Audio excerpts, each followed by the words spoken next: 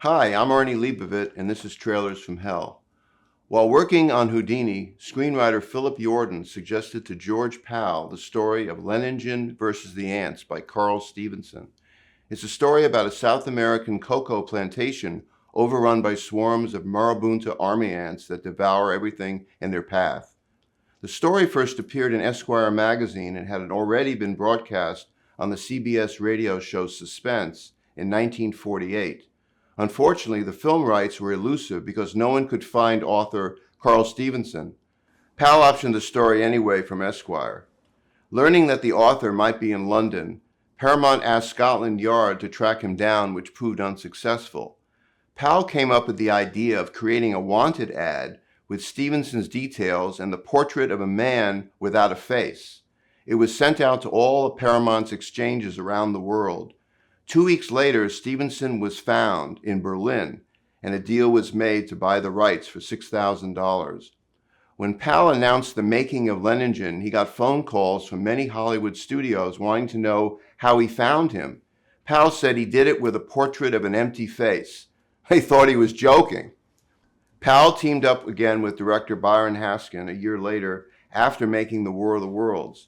The film stars Charlton, Heston, and Eleanor Parker, William Conrad, Abraham Sofaer, and John Dirks.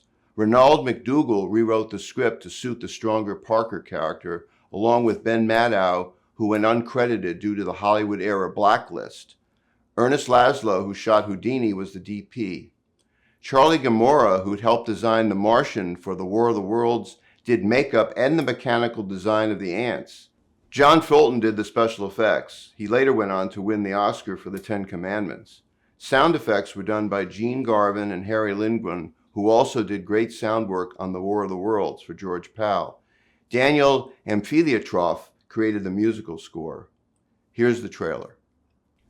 Mail-order bride Joanna, Eleanor Parker, arrives at a sprawling South American plantation to meet her new husband, Christopher Leiningen, Charlton Heston, who she married by proxy.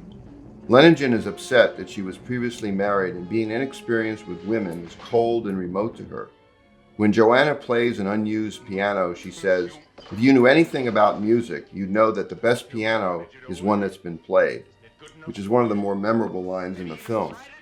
Displeased with the arranged marriage, Leiningen wants her to return to the U.S., but plans quickly change as he learns from William Conrad, the local commissioner, that swarms of marabunta ants are attacking and they must flee for their very lives. Leiningen decides to guard the plantation and Joanna stays. The melodrama between Heston and Parker in a Technicolor jungle is engaging, but it's really the ants that drive the movie and is one of George Pal's more unusual films.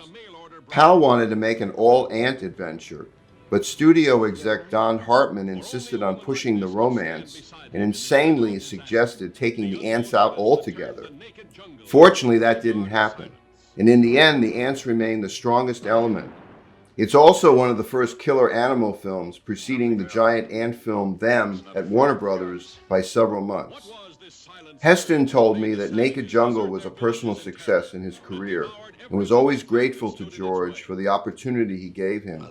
It was the only time he worked with Parker, but Heston felt she was ideally cast and enjoyed working with her. He said they shot the film with real army ants off the coast of Panama, and other scenes were shot in Florida. Heston jokingly remarked that people often asked him how difficult it was working with C.B. DeMille and playing Moses and the voice of God. "All I can say," he said, "is before playing God, I was eaten by ants for George Pal."